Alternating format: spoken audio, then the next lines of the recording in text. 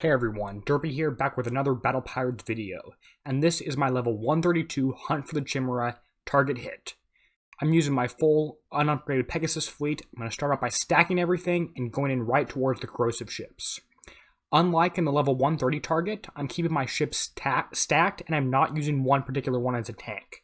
I find that my ships are just fast enough in this particular target to keep moving and not take any corrosive damage. Meanwhile, I have the heavy fog cutter missiles, which are those red things. If I get in the firing arc, they shoot at me.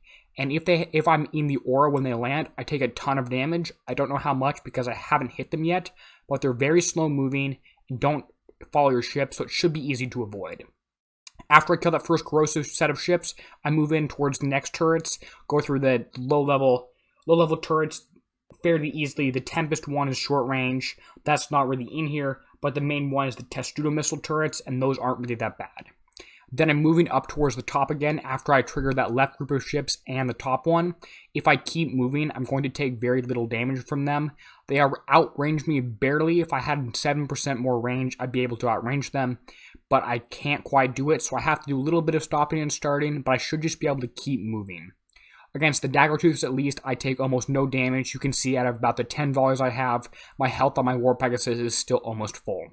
The Stonefish, however, are a different story. You need to charge in immediately because you cannot shoot down any of the missiles from the Stonefish. So you need to charge in and kill them with only one volley, and you can do that with a stacked fleet. I'm not sure if they deal penetrative or corrosive damage. I might have to check the forum briefing on that and post more in a separate video. But after I kill those ships, I'm going to go ahead and trigger the next group, kill some turrets along the way. And again, I'm going to run away from everything before the Viperfish or Stonefish gets close to me. I can kill the Daggertooths, the two closest to me, if I just keep moving and take very little damage from that. And I have 2 of each CICs. Your results might be different. If you have slower or faster ships, you might need to drive a bit differently. But again, as soon as I can, I'm going to target the Stonefish, which is the submerged ship I'm shooting at right now, and kill it as fast as I possibly can so that it shoots at me for the shortest duration of time. Again, I'm killing the other turrets, I'm killing the countermeasure turrets. The fog cutter turrets aren't bad as long as you keep moving. And then I'm going to have a Viperfish triggered from down here. I deal with the Viperfish a little bit differently. I split off my tank and I stop my ships, and this allows all the damage to go to just my tank here. If I could keep it moving, maybe spin in circles, I might have a little bit less damage, but it's pretty good. The target does get a little bit trickier when I start going towards the bottom area of this target past this fog bank.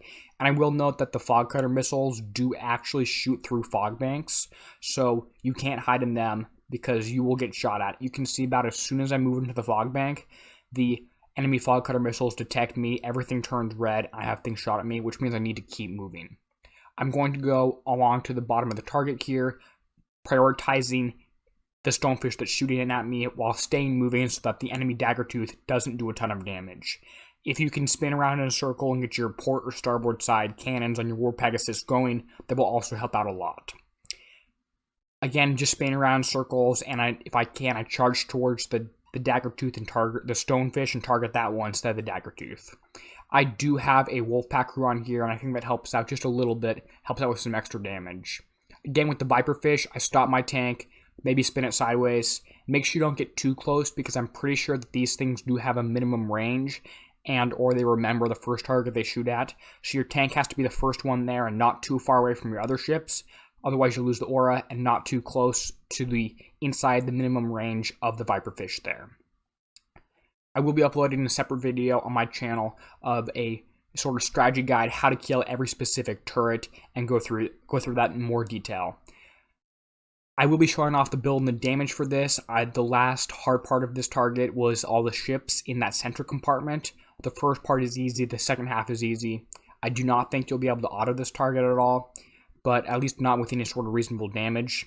But killing the turrets, I can drive my ships stacked, I can just go through everything.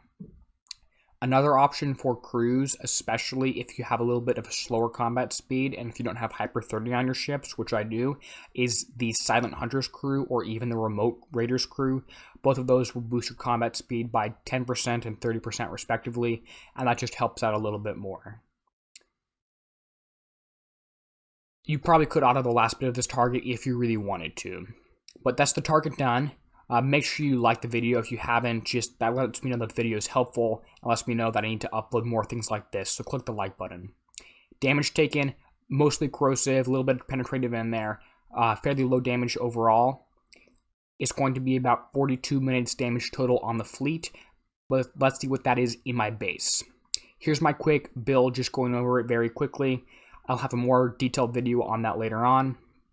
But total damage was 42 minutes, but I'm going to be able to get that down to under half an hour.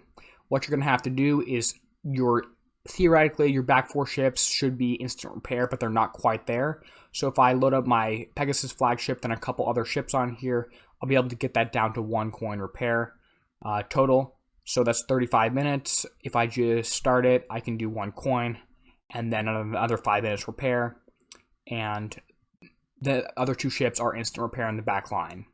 And this is a total of 250,000 points and is half of a set bonus of 500,000. So you're getting 500,000 for 1 coin repair on this target. Also, I uploaded a video. If you haven't seen it already, you can check it out. It's probably on the end screen here too. It's the level 130 target. Check that out if you haven't already. And if you want to see more Battle Pirates videos as they come out, make sure to subscribe to my channel. And again, feel free to share this to any Alliance pages. If this helped you, it will help your Alliance members also. I've shown you U0 Pegasus can do the target fairly easily with some driving, with some practice. It can be done. Go ahead and click on the most recent video, the pick for you video, or the subscribe icon. And as always, this is Derpy signing out, helping you be a better pirate.